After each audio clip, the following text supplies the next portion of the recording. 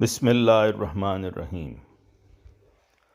باغ میں ملت کے ہے کوئی گل رانا کھلا، احمد علیہ السلام سیرت و سوانح، مرتبہ ولیم۔ گزشتہ سے پیوستہ براہین احمدیہ کی اہمیت اور اس کے 29 عظیم الشان فوائد۔ اسلام کی کمزور حالت اور اس زمانے کی زہرناک ہوا سے بچانے کے لیے یہ کتاب ایک تریاق کی حیثیت رکھتی ہے۔ جیسا کہ حضرت اقدس علیہ السلام فرماتے ہیں، اے بزرگان و چراغان اسلام، آپ سب صاحب خوب جانتے ہوں گے کہ آج کل اشاعت دلائل حقیقت اسلام کی نہایت ضرورت ہے، اور تعلیم دینا اور سکھلانا براہین ثبوت اس دین متین کا اپنی اولاد اور عزیزوں کو ایسا فرض اور واجب ہو گیا ہے، اور ایسا واجب الوجوب ہے کہ جس میں کسی قدر ایما کی بھی حاجت نہیں۔ جس قدر ان دنوں میں لوگوں کے عقائد میں برہمی درہمی ہو رہی ہے اور خیالات اکثر تباہی کی حالت خرابی اور ابتری میں پڑے ہوئے ہیں، کسی پر پوشیدہ نہ ہوگا کیا کیا رائیں ہیں جو نکل رہی ہیں، کیا کیا ہوائیں ہیں جو چل رہی ہیں، کیا کیا بخارات ہیں جو اٹھ رہے ہیں۔ پس جن جن صاحبوں کو ان اندھیروں سے، ان اندھیریوں سے جو بڑے بڑے درختوں کو جڑ سے اکھیڑتی جاتی ہیں کچھ خبر ہے، وہ خوب سمجھتے ہوں گے جو تالیف اس کتاب کی بلا خاص ضرورت کے نہیں۔ ہر زمانہ کے باطل اعتقادات اور فاسد خیالات الگ رنگوں اور وضعوں میں ظہور پکڑتے ہیں،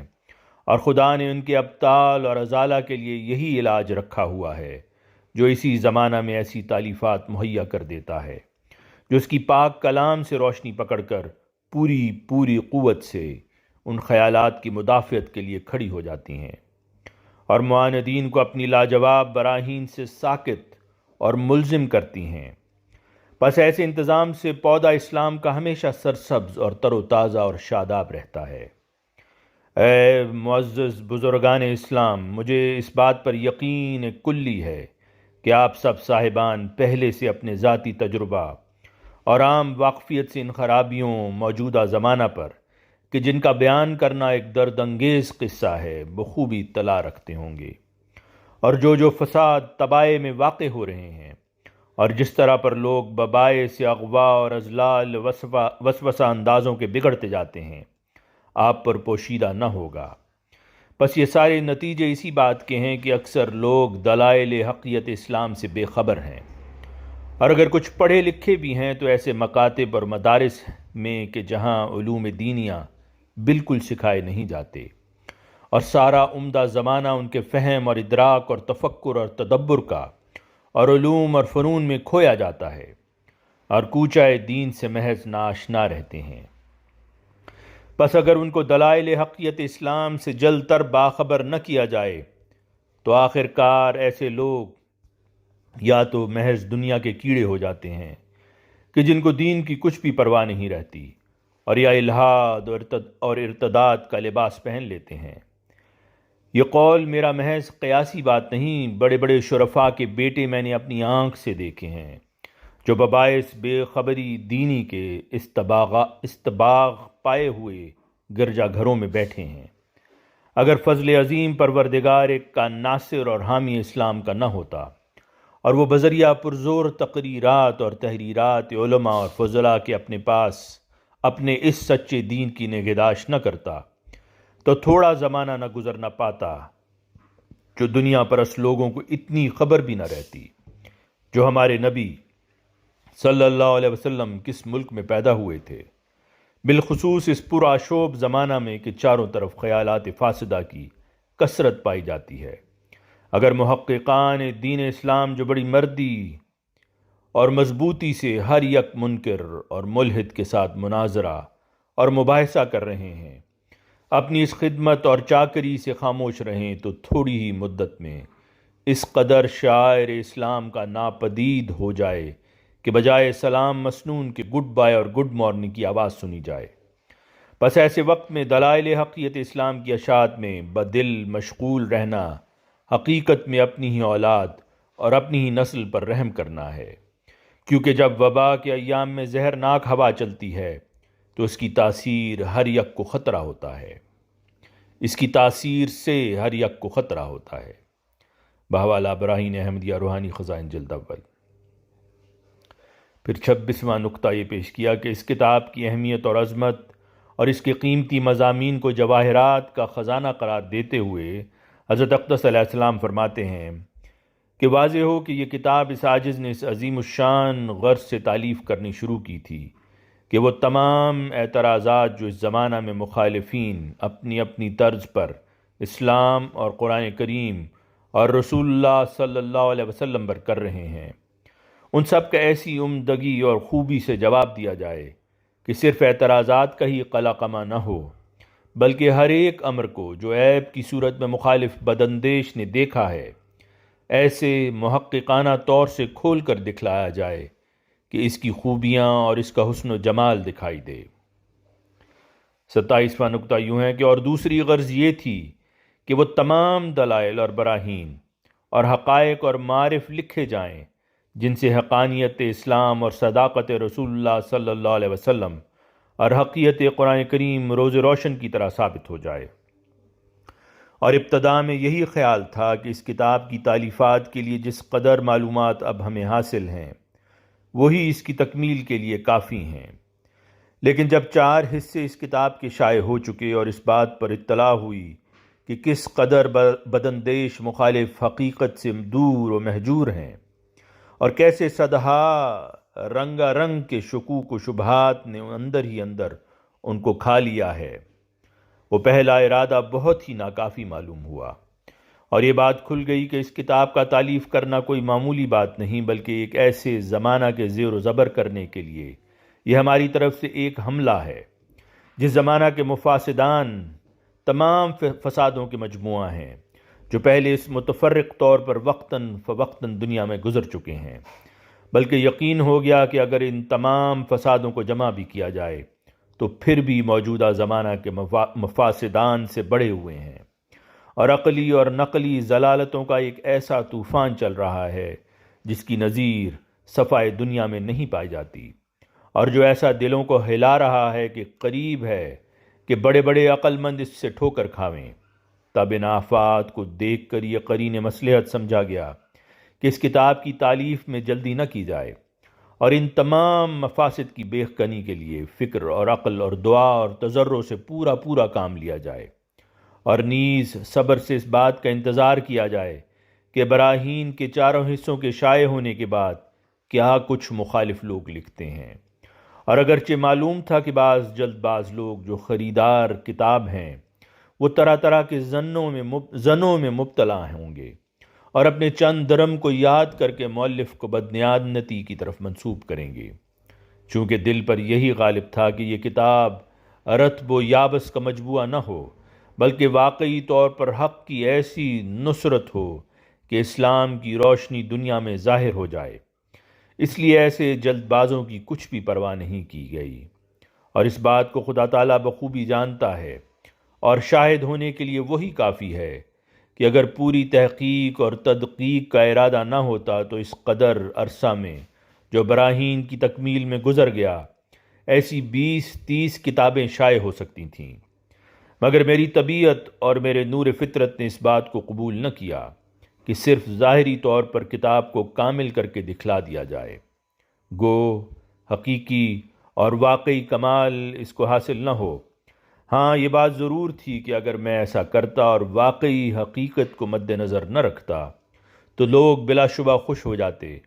لیکن حقیقی راست بازی کا ہمیشہ یہ تقاضا ہوتا ہے کہ مستعجل لوگوں کی لعنت ملامت کا اندیشہ نہ کر کے واقعی خیرخواہی اور غمخواری کو مد نظر رکھا جائے۔ کیا یہ سچ نہیں کہ براہین کا حصہ جس قدر تباہ ہو چکا وہ بھی ایک ایسا جواہرات کا ذخیرہ ہے کہ جو شخص اللہ جل شانہ اور رسول اللہ صلی اللہ علیہ وسلم سے محبت رکھتا ہو بلا شبہ اس کو اپنے 5 یا 10 روپیہ سے زیادہ قیمتی اور قابل قدر سمجھے گا۔ میں یقیناً یہ بات کہتا ہوں اور میرا دل اس یقین سے بھرا ہوا ہے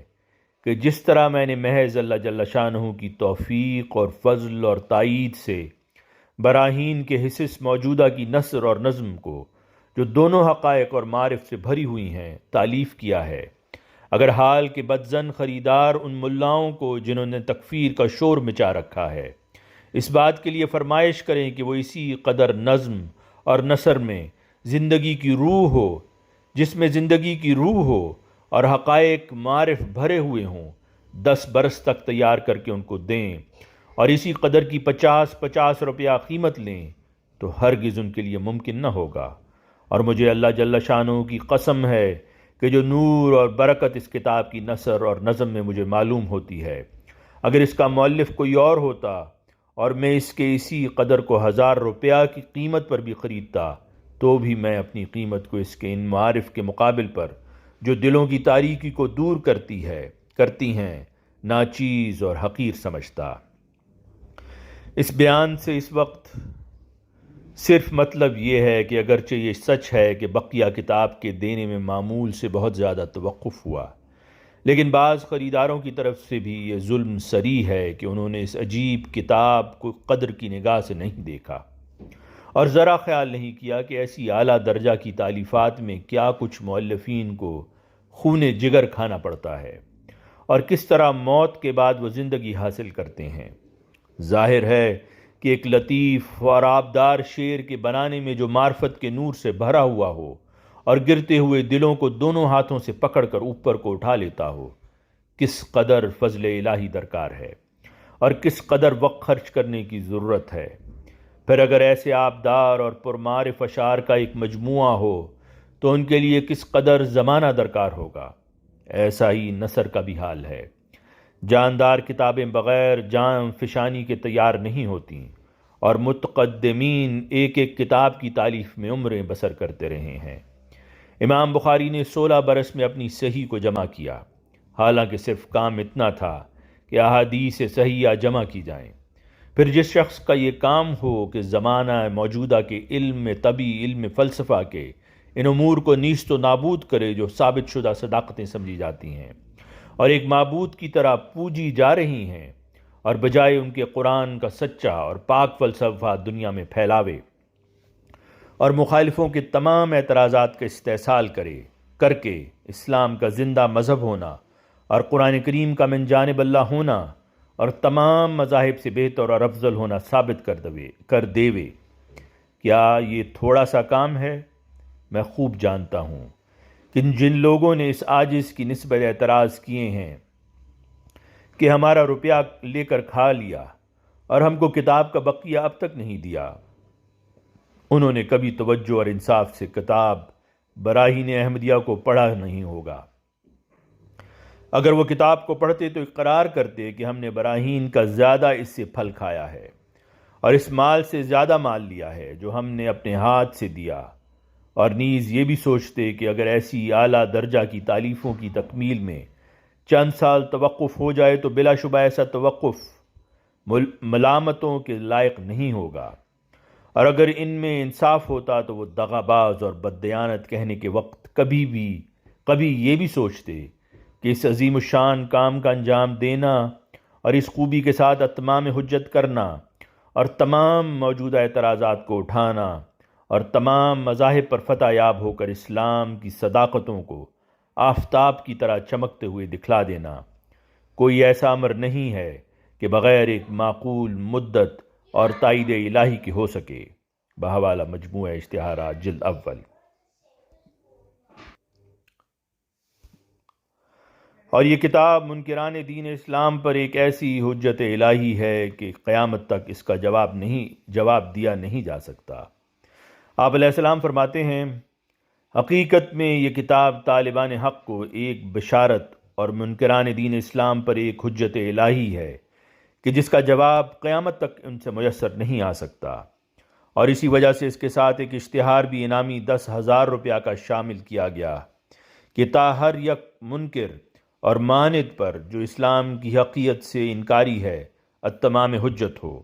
اور اپنے باطل خیال اور جھوٹے اعتقاد پر مغرور اور فریفتہ نہ رہے۔ بحوالہ براہین احمدیہ روحانی خزائن جلد اول۔ اور اس کا جواب نہ لکھنے کا آپ علیہ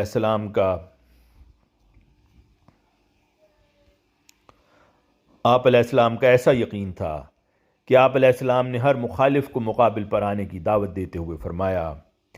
اب خلاصہ کلام یہ ہے کہ آپ سب صاحبوں کو قسم ہے کہ ہمارے مقابلہ پر ذرا توقف نہ کریں، افلاطون بن جاویں، بیکن کا اوتار دھاریں، ارسطو کی نظر اور فکر لاویں، اپنے مصنوعی خداؤں کے آگے استمداد کے لیے ہاتھ جوڑیں، پھر دیکھیں جو ہمارا خدا غالب آتا ہے یا آپ لوگوں کے آلہہ باطلہ۔ بہوالا براہین احمدیہ روحانی خزان جلد اول۔ 28واں نقطہ یوں ہے کہ براہین احمدیہ قرآن کریم کا دباچہ ہے۔ اس کتاب کی ایک عظمت اور شان یہ ہے کہ قرآنی مضامین کا ایسا خزانہ اپنے اندر لیے ہوئے ہے کہ گویا قرآن کریم کا دباچہ ہو، جیسا کہ حضرت خلیفۃ المسیح الثانی مسلم موعود رضی اللہ عنہ فرماتے ہیں، براہین احمدیہ میرے نزدیک تفسیر القرآن کا دباچہ ہے۔ تفسیر القرآن لکھتے وقت پہلے جن مضامین پر سیر کن بحث کرنی چاہیے انہیں حضرت مسیح موعود علیہ السلام نے براہین احمدیہ میں شروع میں کیا تھا۔ بحوالہ فضائل القرآن نمبر 4 انوار العلوم جلد 12۔ ایک اور جگہ فرماتے ہیں، مجھے بھی خدا تعالیٰ نے خاص طور پر قرآن کریم کا علم بخشا ہے، مگر جب میں حضرت مسیح موعود علیہ السلام کی کتابیں پڑھتا ہوں تو ان سے نئے نئے معارف اور نکات ہی حاصل ہوتے ہیں، اور اگر ایک ہی عبارت کو 10 دفعہ پڑھوں تو 10 ہی نئے معارف حاصل ہوتے ہیں۔ براہین احمدیہ کو میں کئی مہینوں میں ختم کر سکا تھا۔ میں بڑا پڑھنے والا ہوں، کئی 100 صفحے لگاتار پڑھ جاتا ہوں، مگر براہین کو پڑھتے ہوئے اس وجہ سے اتنی دیر لگی کہ کچھ سطریں پڑھتا تو اس قدر مطالب اور نقطے ذہن میں آنے شروع ہو جاتے کہ آگے نہ پڑھ سکتا اور وہیں کتاب رکھ کر لطف اٹھانے لگ جاتا۔ بہوالا علم حاصل کرو انوار العلوم جلد 4۔ 29واں نقطہ یوں ہے کہ فرشتوں کے فیضان حاصل کرنے کا ایک ذریعہ۔ سیدنا حضرت خلیفۃ المسیح الثانی رضی اللہ تعالیٰ عنہ ملائکۃ اللہ سے تعلق فیضان حاصل کرنے کے سلسلہ میں فرماتے ہیں، جو کتابیں ایک ایسے شخص نے لکھی ہوں جس پر فرشتے نازل ہوتے تھے، ان کے پڑھنے سے بھی ملائکہ نازل ہوتے ہیں۔ چنانچہ حضرت صاحب علیہ السلام کی کتابیں جو شخص پڑھے گا اس پر فرشتے نازل ہوں گے۔ یہ ایک خاص نقطہ ہے کہ کیوں حضرت صاحب علیہ السلام کی کتابیں پڑھتے ہوئے نکات اور معارف کھلتے ہیں، اور جب پڑھو جب ہی خاص نکات اور برکات کا نزول ہوتا ہے۔ براہین احمدیہ خاص فیضان الہی کے ماتحت لکھی گئی ہے۔ اس کے متعلق میں نے دیکھا ہے کہ جب کبھی میں اس کو لے کر پڑھنے کے لیے بیٹھا ہوں 10 صفحے بھی نہیں پڑھ سکا، کیونکہ اس قدر نئی باتیں اور معرفت کے نقطے کھلنے شروع ہو جاتے ہیں کہ دماغ انہی میں مشغول ہو جاتا ہے۔ تو حضرت صاحب علیہ السلام کی کتابیں بھی خاص فیضان رکھتی ہیں۔ ان کا پڑھنا بھی ملائکہ سے فیضان حاصل کرنے کا ذریعہ ہے، اور ان کے ذریعہ نئے علوم کھلتے ہیں۔ دوسری اگر کوئی کتاب پڑھو تو اتنا ہی مضمون سمجھ میں آئے گا جتنا الفاظ میں بیان کیا گیا ہوگا، مگر حضرت صاحب کی کتابیں پڑھنے سے بہت زیادہ مضمون کھلتا ہے، بشرط یہ کہ خاص شرائط کے ماتحت پڑھی جائیں۔ اس سے بھی بڑھ کر قرآن کریم کے پڑھنے سے معارف کھلتے ہیں، اگرچہ ان شرائط کا بتانا جن کے ساتھ حضرت مسیح موعود علیہ السلام کی کتب پڑھنی چاہیے